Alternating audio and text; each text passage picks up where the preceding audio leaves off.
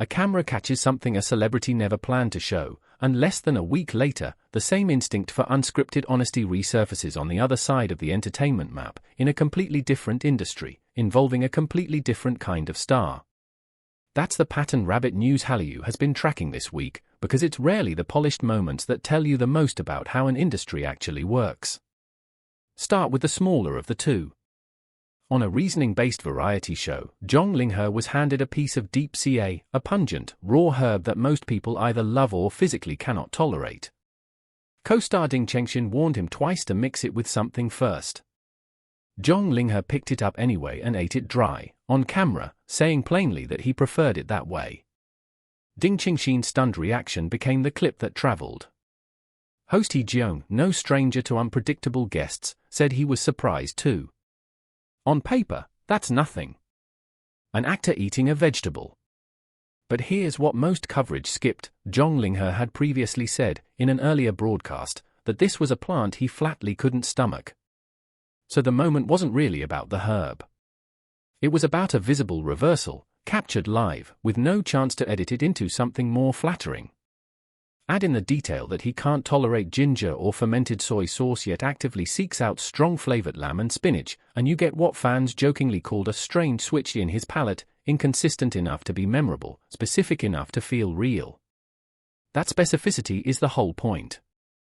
In an industry where most public appearances are managed down to the camera angle, a genuinely unscripted contradiction, someone changing their mind on air, in real time, without a publicist's version ready to go, reads as rare.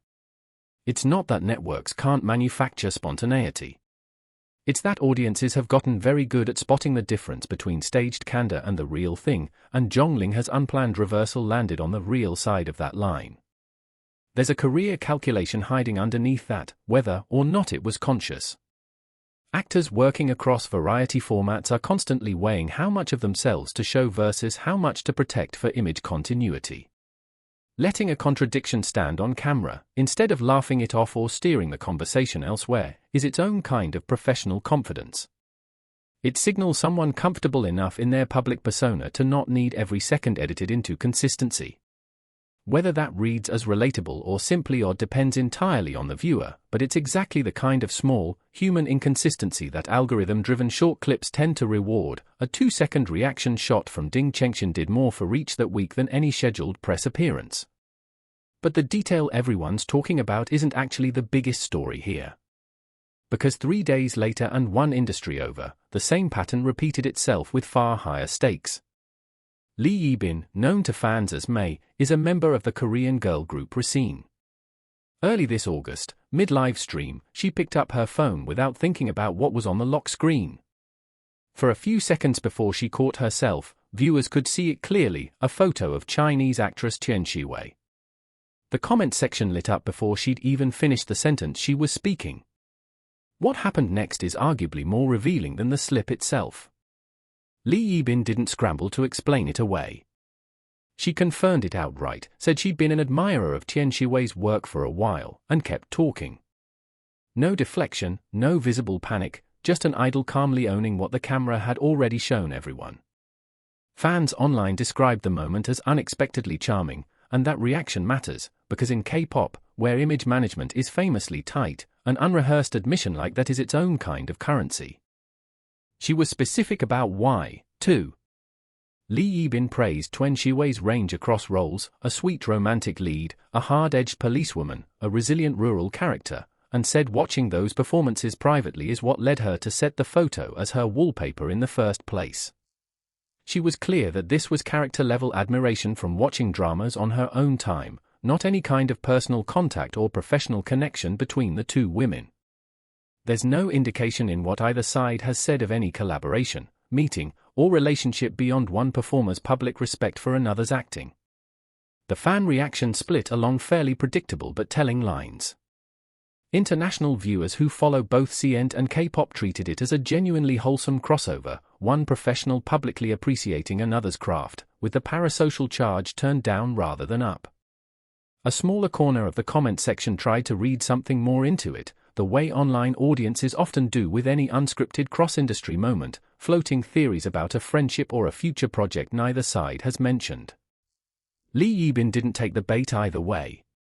She answered the teasing with the same calm she'd shown when the wallpaper first appeared, neither leaning into the speculation nor scolding fans for having it, a fairly deliberate needle to thread live, on the spot, with no script.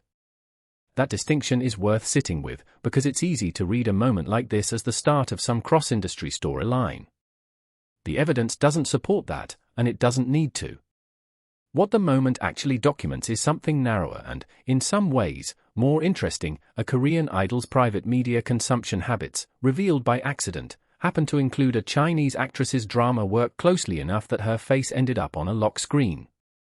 That's not a relationship. That's a data point about where Tian Xiwei's performances are actually landing. And that's where the two stories start talking to each other. Zhang Linghe's raw vegetable moment and Li Yibin's wallpaper slip look unrelated on the surface, different countries, different platforms, different kinds of fame entirely. But both are unscripted glimpses that traveled internationally within days, both were amplified because they felt unmanufactured, and both ended up saying more about audience trust than either artist's team likely intended. Industry observers have increasingly pointed to exactly this kind of moment, the accidental, the unfiltered, the caught off guard, as carrying more weight in building an artist's credibility abroad than most official content does. A polished interview clip gets watched once. An honest slip gets replayed, subtitled, and argued about for a week. For Tian Xiwei specifically, the implication runs a little deeper. Her recent visibility has largely been built through official channels, brand appearances, drama promotion, planned press.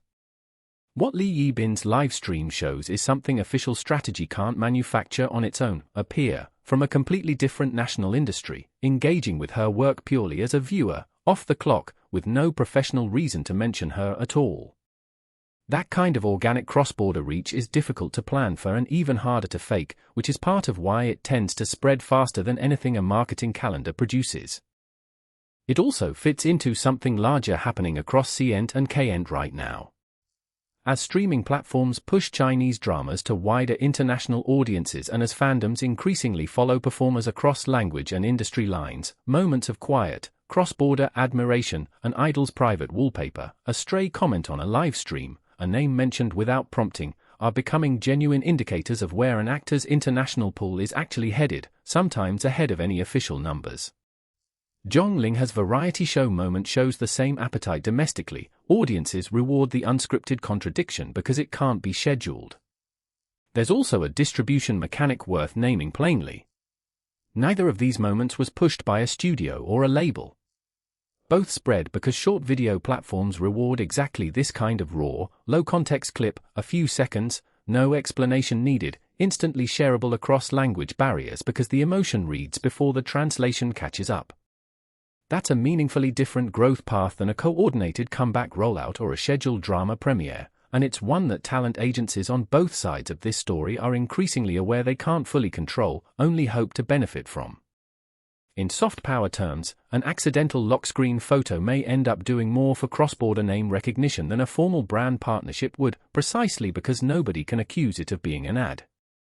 None of this means either artist is chasing virality through slip-ups, and nothing here confirms a friendship, a collaboration, or anything beyond what was actually said on camera.